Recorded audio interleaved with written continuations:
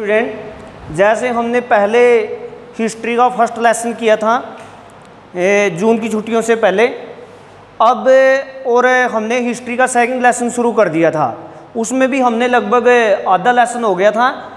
अब इसी second lesson में हम मौर्य साम्राज्य, उसकी प्रशासनिक व्यवस्था, वहाँ के नगर प्रबंधन, गांव के प्रबंधन, सैनिक प्रबंधन के बारे में आज हम अध्ययन करेंगे। सबसे पहले मौर्य साम्राज्य की जानकारी के स्रोत। भाई जो मौर्य साम्राज्य है, इसके बारे में हमें किन स्रोतों से या कौन सी ऐसी चीज़ें हैं, चाहे वो पुरातात्विक चीज़ें हैं या रिटर्न में जो चीज़ें हैं या पुरानी इमारतें हैं, खंडर हैं, सिक्के हैं, वो कौन कौन सी चीज़ें हैं जिनके माध्यम से हमें मौर्य साम्राज्य के बारे में जानकारी प्राप्त होती है। मौर्य साम्राज्य की जानकारी के जो स्रोत हैं, उनमें सबसे महत्वपूर्ण जो स्रोत है वो मैगस्थनीज, जो एक यूनानी यात्री था, उसने एक पुस्तक लिखी जिसका नाम था इंडिका। वो हमें मौर्य साम्राज्य के प्रशासन के बारे में, सैनिक प्रबंधन के बारे में, नगर प्रबंधन के बारे में काफ़ी महत्वपूर्ण जानकारियाँ प्रदान करती है।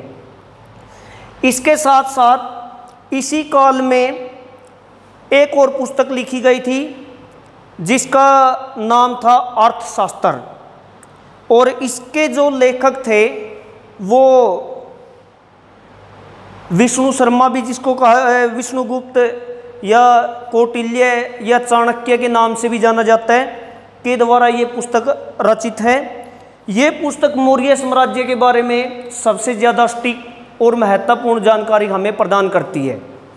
इस पुस्तक में मौर्य साम्राज्य के बारे में, वहाँ की राजनीति के बारे में, वहाँ की आर्थिक गतिविधियों के बारे में, व्यापार के बारे में, प्रशासनिक व्यवस्था के बारे में हर प्रकार की जानकारी प्रदान होती है इस पुस्तक से।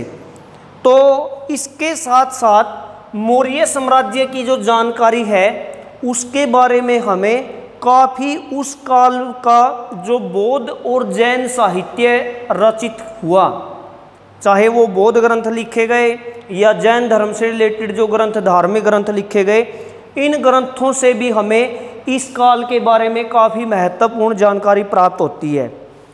इसके साथ साथ अब जैसे हम जानते हैं कि मौर्य साम्राज्य की स्थापना 321 में चंद्रगुप्त मौर्य ने की थी। तो अब हम पढ़ेंगे मौर्य प्रशासन के बारे में। आपसे जो प्रश्न है वो पूछा जाएगा कि मौर्य साम्राज्य की प्रशासनिक व्यवस्था के बारे में वर्णन कीजिए, या चंद्रगुप्त मौर्य की प्रशासनिक व्यवस्था का वर्णन कीजिए। कहने का मतलब है कि प्रशासनिक व्यवस्था आपसे पूछी जाएगी। प्रशासनिक व्यवस्था में सबसे पहले था केंद्रीय प्रशासन। जो केंद्रीय प्रशासन था उसमें सबसे महत्वपूर्ण स्थान होता था राजा का। मौर्य काल में जो राजा होता था वो सर्वशक्तिमान होता था। उसके मुख से निकला हुआ प्रत्येक शब्द कानून के समान होता था, और इसके साथ साथ राज्य के जितने भी महत्वपूर्ण डिसीजन, निर्णय होते थे, चाहे वो अधिकारियों की भर्ती करने हैं या फिर कहीं युद्ध करना है, संधि करनी है या नए टैक्स लगाने हैं, यहाँ तक कि न्याय प्रदान करने का काम भी राजा के द्वारा स्वयं किया जाता था। राजा ही सेना का सर्वोच्च सेनापति होता था, कमांडर होता था। इसके साथ साथ राजा ही सर्वोच्च न्यायाधीश होता था। अपराधियों को दंडित करने का या क्षमा करने का काम भी राजा करता था। और ऐसा कोई व्यक्ति नहीं होता था भाई जो राजा की आज्ञा की अवहेलना करने के बारे में कोई चेष्टा कर सके। तो इस प्रकार हम देखते हैं कि मौर्य प्रशासन में राजा की सबसे महत्वपूर्ण भूमिका थी। उसके बाद है मंत्री परिषद। राजा अपनी सहायता के लिए अपने प्रशासन को उचित और सुचारू ढंग से, सुनियोजित ढंग से चलाने के लिए एक मंत्री परिषद का गठन करता था, वर्तमान में जिसको हम कैबिनेट कहते हैं। चाहे वो सेंटर सरकार है या फिर स्टेट गवर्नमेंट हैं, आज भी हम देखते हैं कि मंत्री परिषद होती है, मंत्रिमंडल होता है, कैबिनेट होती है। जो मुख्यमंत्री है, प्रधानमंत्री है, वो अपने मंत्रियों की नियुक्ति करते हैं। तो इस प्रकार उस काल में भी मंत्री परिषद एक महत्वपूर्ण संस्था थी। इसकी रचना राजा के द्वारा की जाती थी। मौर्य काल में जो योग्य लोग हुआ करते थे उनको ही मंत्री परिषद में स्थान दिया जाता था।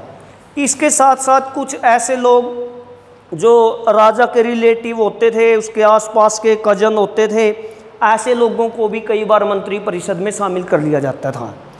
समय समय पर चाहे युद्ध होता था, व्यापार होता था, संधि होती थी या नई प्रशासनिक व्यवस्थाएं क्रिएट करनी होती थी, सभी महत्वपूर्ण विषयों पर राजा मंत्री परिषद की सलाह लेता था।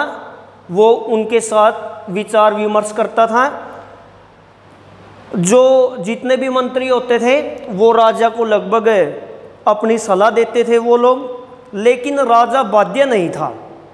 ये राजा के विवेक पर डिपेंड था, निर्भर करता था कि वो राजा को जो सलाह दी गई है उसको माने या ना माने। तो इस प्रकार हम कह सकते हैं कि राजा बड़ा शक्तिशाली होता था उस काल में। उसके बाद है कि मौर्य काल में एक बड़ा महत्वपूर्ण मंत्रालय जिसको हम कहते हैं मंत्री परिषद में एक स्थान था धम्म महामात्र का। धम्म महामात्य के नाम से भी जाना जाता है, धम्म महामात्र, क्योंकि जो मौर्य साम्राज्य में सबसे शक्तिशाली शासक था अशोक, उसने 261 ईसा पूर्व में कलिंग युद्ध के बाद युद्ध नीति का हमेशा के लिए परित्याग कर दिया था और बाद में उसने हम सब जानते हैं कि उसने बौद्ध धर्म अपना लिया था। इसके कुछ समय बाद उसने धम्म धर्म की स्थापना की थी, धम्म की स्थापना की थी। ये एक प्रकार का धर्म ही था, एक प्रकार की विचारधारा थी। तो अशोक ने धम्म के प्रचार के लिए एक अलग से मंत्रिमंडल के अंदर एक अलग अधिकारी की नियुक्ति की जिसका नाम था धम्म महामात्र या धम्म महामात्य। उसके बाद है भाई प्रांतीय प्रशासन। जैसे कि वर्तमान में भी आज हम देखते हैं कि जो केंद्रीय पूरा देश है, हम देखते हैं कि जैसे भारत है उसको आगे राज्यों में विभाजित किया हुआ है। लगभग इस टाइम पर 28 स्टेट हैं, 28 राज्य हैं। तो उस काल में भी, मौर्य काल में भी पूरे साम्राज्य को आगे जाकर उस काल में अलग अलग प्रांतों में विभाजित किया गया था। ये जो प्रांत थे इनका प्रशासन बड़ा महत्वपूर्ण था। प्रत्येक प्रांत के प्रशासन को सुचारू ढंग से चलाने के लिए गवर्नर नियुक्त किया जाता था और ये जो गवर्नर होता था ये महत्वपूर्ण अधिकारियों की नियुक्ति करता था और अलग अलग विषयों पर राजा को परामर्श देता था, उसको सलाह देता था और ये पूरी तरह से प्रांत की प्रशासनिक व्यवस्था के बारे में राजा के प्रति जिम्मेवार होता था, उसके प्रति जिम्मेवार होता था। तो इन्होंने लगभग अनेक भागों में अपने पूरे साम्राज्य को बांटा हुआ था। जैसे सबसे पहले जो पश्चिमी प्रांत था इनका, पश्चिमी प्रांत की जो कैपिटल थी, राजधानी थी, वो तक्षशिला थी।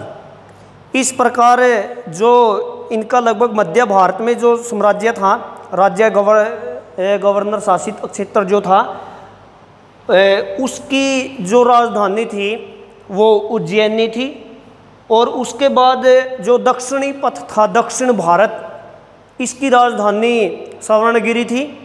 और इसके बाद कलिंग की जो राजधानी थी, क्योंकि हमने देखा कि 261 ईसा पूर्व में अशोक ने वर्तमान में जिसको हम उड़ीसा के नाम से जानते हैं, ये एक क्षेत्र था, इसको जीतकर भी इसको अपने राज्य का एक अंग बना लिया था। तो कलिंग की जो राजधानी थी वो तोसली थी या तोसाली भी कहा जाता है इसको। उसके बाद जो इनका पूर्वी जो प्रांत था, इसकी जो कैपिटल थी वो पाटलिपुत्र थी। ये राज्य का सबसे महत्वपूर्ण प्रांत था। और हम ये भी जानते हैं कि ये जो अलग अलग प्रांत होते थे, इनके प्रशासनिक व्यवस्था को सुचारू ढंग से चलाने के लिए प्रत्येक प्रांत का एक गवर्नर नियुक्त किया जाता था। और ये जो गवर्नर होता था ये अक्सर राजकुमार होते थे, युवराज होते थे। राजा के जो अलग अलग लड़के होते थे उनको इन प्रांतों की प्रशासनिक व्यवस्था को सौंपा जाता था ताकि उनके अंदर प्रशासनिक योग्यता उत्पन्न की जा सके। इसके साथ साथ स्थानीय प्रशासन की, जो स्थानीय प्रशासन था सबसे पहले जैसे नगर का प्रबंधन, कि उस काल में जो नगर थे जैसे पाटलिपुत्र था, उज्जैन था, तक्षशिला था, तोसाली था, सवर्णगिरी था, ये उस काल के महत्वपूर्ण नगर थे और ये उस काल में काफ़ी बड़े नगर हुआ करते थे। तो उस काल में नगर का प्रबंधन बड़ा महत्वपूर्ण था। तो मौर्य प्रशासक जो थे उन्होंने नगर के प्रबंधन के लिए 30 सदस्यों की एक समिति बनाई हुई थी। बाद में जो ये 30 सदस्यों की समिति होती थी, इसको 6 उप समितियों में बांटा जाता था और प्रत्येक में 5 सदस्य होते थे। ये जो समितियां थी पूरे नगर का प्रबंधन जो देखती थी, ये अलग अलग विषयों को, उनकी समस्याओं को जानकर उनका समाधान करने का प्रयास करती थी। जैसे कि जो सबसे पहली समिति थी वो उद्योगों के बारे में निरीक्षण करती थी। उद्योगों के बारे में चाहे जो भी समस्याएं उत्पन्न होती थी उनके बारे में उनका निराकरण करना। उस समय जो शिल्पकार थे, पत्थर से बनाने वाले, जो औजार बनाने वाले या महत्वपूर्ण पत्थर तराशने वाले लोग थे, उनको कच्चा माल प्रदान करना, ये सारा पहली जो प्रथम समिति थी उसका कार्य था। जो नगर के प्रशासन को सही ढंग से चलाने के लिए दूसरी समिति थी, उसका जो कार्य होता था, जो भी विदेशी यात्री नगर के अंदर आते थे उनके ठहरने का, उनके खाने पीने का, उनकी सुरक्षा का प्रबंधन करना, ये दूसरी समिति का काम था। तीसरी जो नगर की समिति होती थी, ये नगर के अंदर जो जन्म मृत्यु होती थी या डेथ होती थी या जो लोग जन्म लेते थे, बर्थ होता था, उसके बारे में निरीक्षण करती थी और उसके सभी आंकड़े सुरक्षित रखती थी। जो चौथी समिति होती थी ये व्यापारियों के ऊपर नज़र रखती थी। व्यापारियों की जो समस्याएं थी उनका निराकरण करती थी। व्यापारियों के ऊपर, इसके साथ साथ जो व्यापारियों के द्वारा जो भी कई बार चीटिंग की जाती थी, धोखाधड़ी की जाती थी, तो भ्रष्टाचार किया जाता था, उसके ऊपर भी नज़र रखती थी। पांचवी जो समिति थी ये विक्रय, जो भी चीज़ें खरीदी या बेची जाती थी उनका प्रबंधन करने का काम पांचवी समिति करती थी। जो छठी समिति होती थी वो टैक्स इकट्ठा करने के बारे में कार्य करती थी। तो नगर के प्रबंधन में इन सभी समितियों का बड़ा महत्वपूर्ण भूमिका होती थी, रोल होता था। उसके बाद है मौर्य साम्राज्य में गांव का प्रबंधन। क्योंकि हम जानते हैं कि जो गांव होता है वो किसी भी प्रशासनिक व्यवस्था की सबसे छोटी इकाई होता है। कोई भी देश है, कोई भी व्यवस्था है, चाहे किसी प्रकार की है, सबसे पहले जो प्रशासनिक व्यवस्था शुरू होती है वो एक गांव से होती है। तो मौर्य काल में भी गांव प्रशासन की सबसे छोटी इकाई हुआ करता था। उस समय गांव का जो प्रबंधन था उसके लिए गांव के लोगों की एक समिति होती थी, हम कह सकते हैं एक संस्था होती थी, जिसको वर्तमान में पंचायत के नाम से भी जाना जाता है। और उसका जो मुखिया होता था ग्राम्य कहलाता था।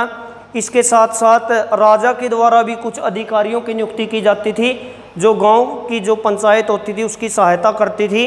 गांव के अंदर या पीने के पानी की व्यवस्था करनी है, पशुओं के पानी की व्यवस्था करनी है, या गांव की जितनी भी विकास की क्रियाएं हैं या लोगों को न्याय प्रदान करना है, ये सभी काम राजा के अधिकारियों के साथ साथ जो स्थानीय गांव के लोग होते थे उनको शामिल किया जाता था, ताकि प्रशासनिक व्यवस्था को सही ढंग से संचालित किया जा सके।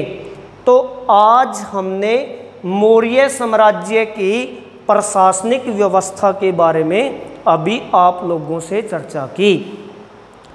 तो जैसे कि मैंने आपको शुरू में बताया था, ये बड़ा इम्पोर्टेंट प्रश्न है।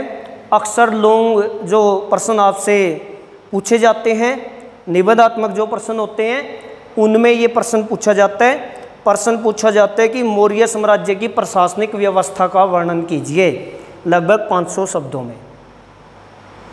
तो हमने जैसे आपको एक बार फिर मैं रिपीट कर देता हूँ कि मौर्य साम्राज्य की जानकारी के स्रोत, चाहे वो इंडिका थी उस काल में, मैगस्थनीज के द्वारा रचित पुस्तक, या इसके साथ साथ जो कौटिल्य का अर्थशास्त्र था, या इस काल के जो बौद्ध और जैन साहित्य जो रचित हुए वहाँ से हमें काफ़ी जानकारी मिलती है इनके बारे में।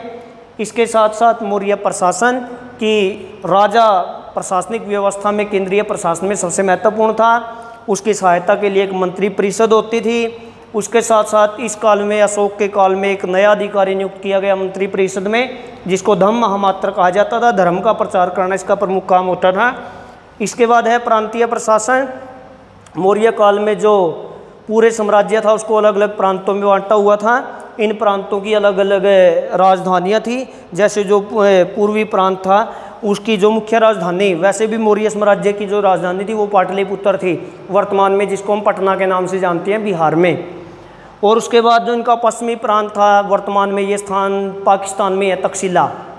यहाँ विश्वविद्यालय भी था जहाँ पर चंद्रगुप्त में जो मौर्य था उसका जो गुरु था चाणक्य या कौटिल्य, वो यहीं पे पढ़ाता था सबसे पहले विद्यार्थियों को।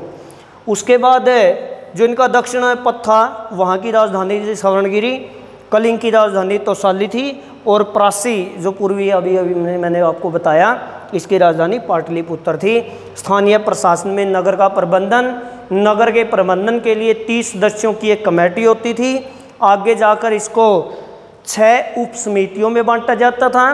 प्रत्येक उप समिति में 5 सदस्य होते थे। इन समितियों का अलग अलग काम होता था। जैसे कि भाई कुछ, एक पहली समिति थी उद्योगों के बारे में, दूसरी विदेशी जो लोग आते थे उनके रहने पीने का, खाने पीने का प्रबंधन करना, उनकी सुरक्षा की व्यवस्था करना, व्यापारियों के बारे में जानकारी जुटाना, जो भी क्रय विक्रय होता है वहाँ से टैक्स इकट्ठा करना, ये सभी नगर की जो ये समितियाँ थी इनका काम होता था। उसके बाद था गांव का प्रबंधन। गांव प्रशासन की सबसे छोटी इकाई होता है। इसका जो मुख्य अधिकारी होता था उसको गांव का मुखिया या ग्रामीण कहा जाता था। इसकी सहायता के लिए कुछ राजा के द्वारा अधिकारी भी नियुक्त किए जाते थे, और गांव के जो लोग होते थे वो अपना प्रशासनिक व्यवस्था खुद संचालित करते थे। ये आपका एक टॉपिक लगभग क्लियर होता है कि मौर्य साम्राज्य की प्रशासनिक व्यवस्था का वर्णन कीजिए। Thank you.